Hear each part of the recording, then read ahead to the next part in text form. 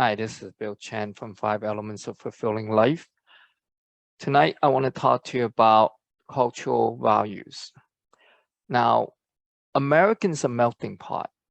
We have people coming from all different countries, different ethnic backgrounds, different cultural backgrounds.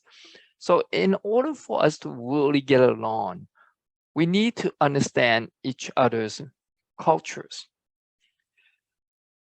Now, you might think that, hey, we're all human, right? How different can we be? However, in actuality, yes, our basic values like hunger, our need for shelter and clothing may be very similar,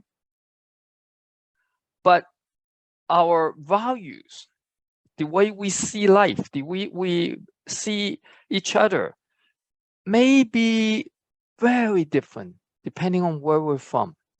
So let's take some examples. For instance, Americans are very individualistic. So they want to move out at the age of 15, be on their own, and really make it in this world by themselves, right?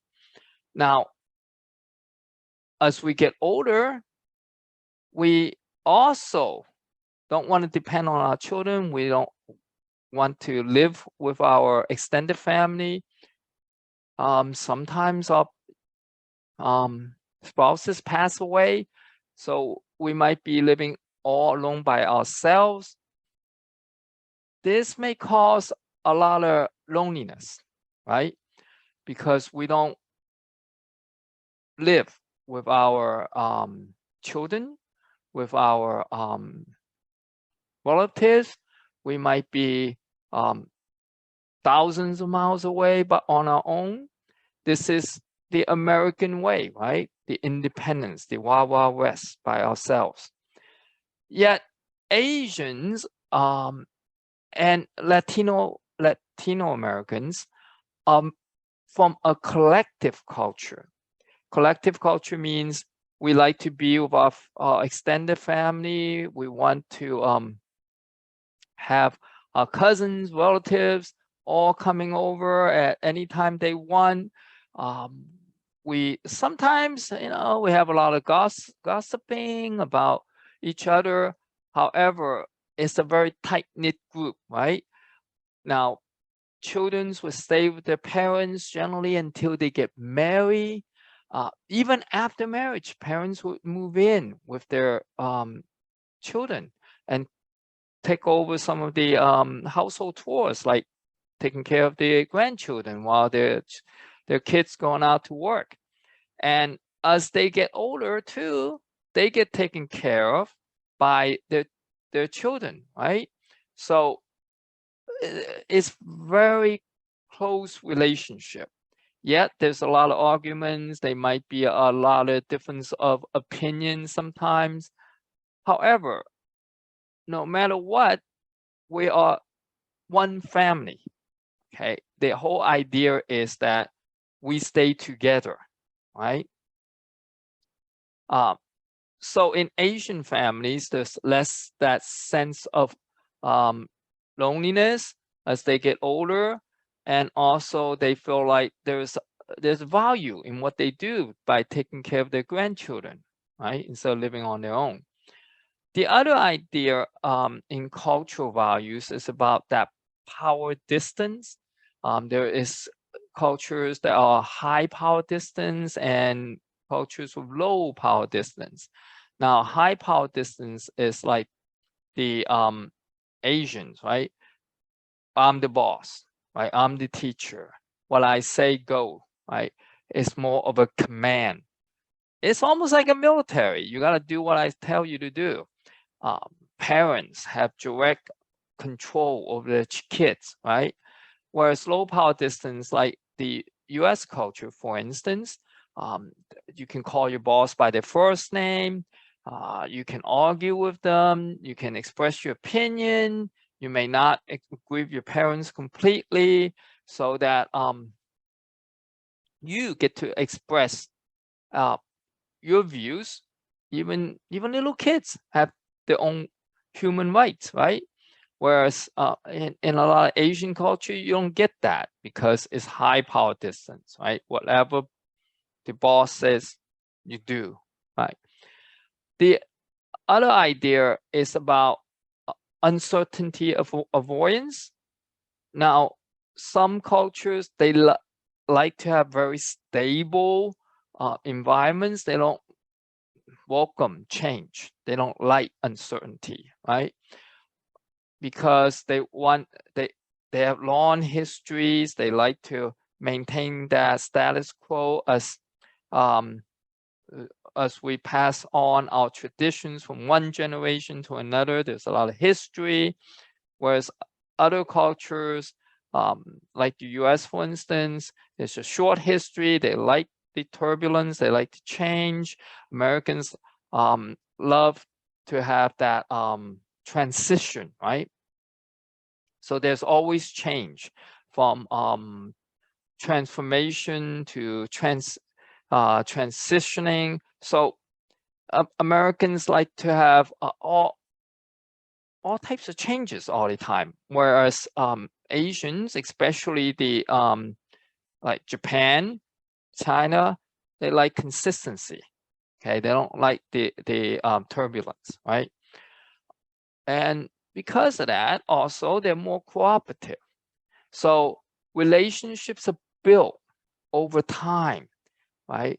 And people would know each other for sometimes even generations. And those relationships doesn't come easily, right? And everyone in that community cooperates with each other. Now, they might have arguments here and there like a family. However, when there's a perceived threat from the outside world, they will unite and they will combat the outside world, right? And same thing, on the other hand, when you look at a competitive society, a competitive culture like the US, we want to be number one, right? We're very individualistic. We want to win.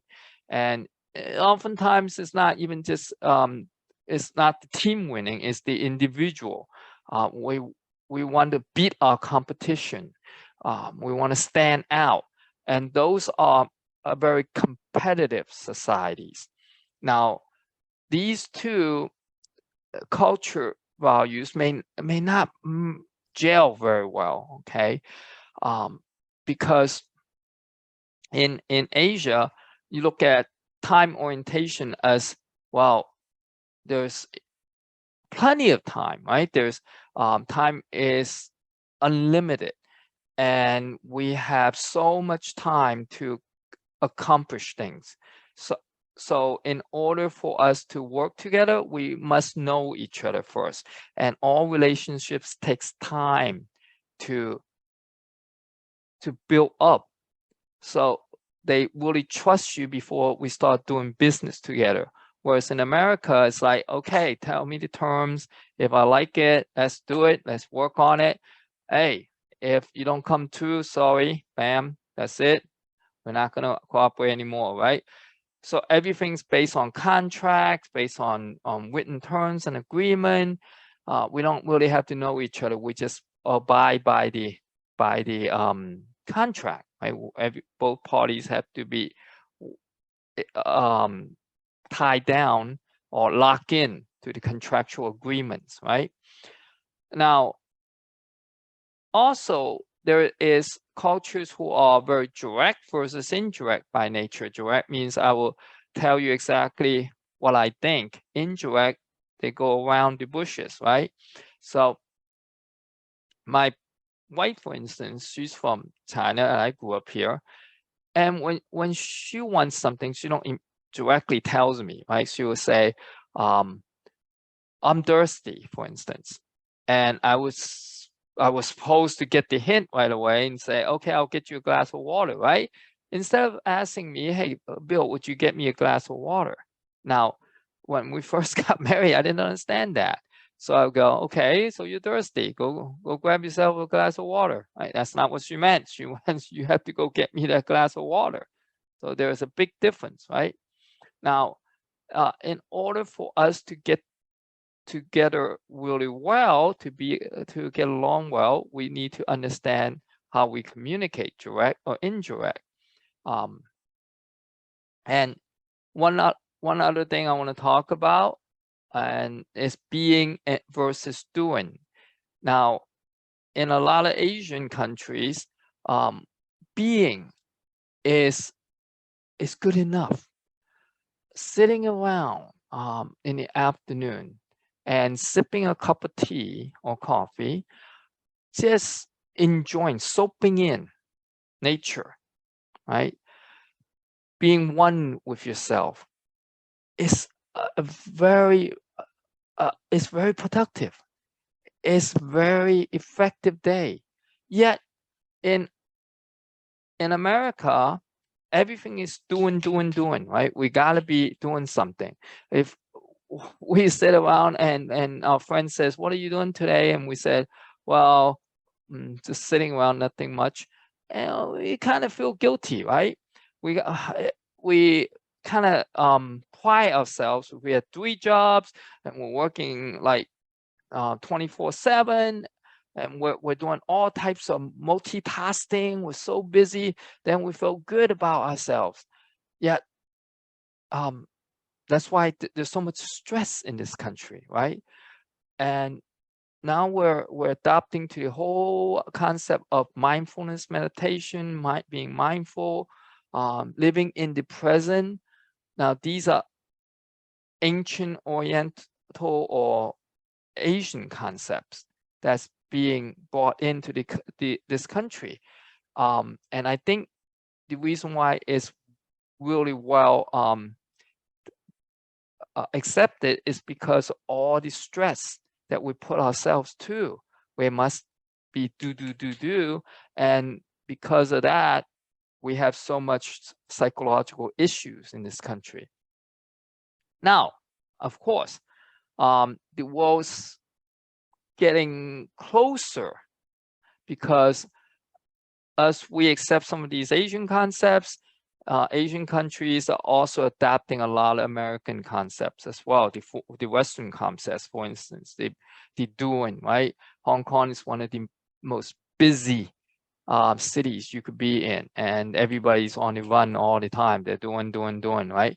Today, there's a lot of stress, and regardless what Asian cities you go into, the big cities, they're all very stressful, and they're all workaholics, right? So the concepts are being merged somewhat. Yet we still have very distinct traditional cultures. In order for us to really get along, we need to understand that, not only from an individual level, but also in a global level as well.